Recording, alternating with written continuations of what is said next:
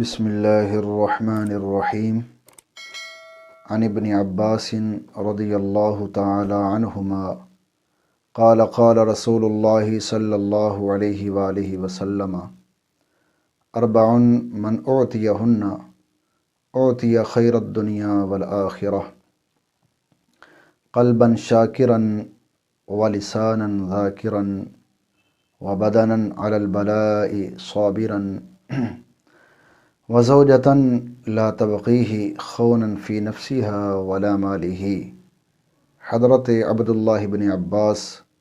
رضی اللہ تعالی عنہما سے حدیث پاک مروی ہے، آپ فرماتے ہیں پیارے محبوب صلی اللہ علیہ وآلہ وسلم نے ارشاد فرمایا، جس آدمی کو 4 چیزیں دے دی گئی اسے دنیا اور آخرت کی ساری بھلائیاں عطا کر دی گئیں۔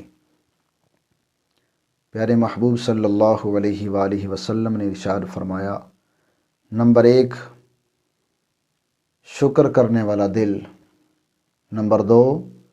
ذکر کرنے والی زبان، نمبر 3 مصیبتوں کے اوپر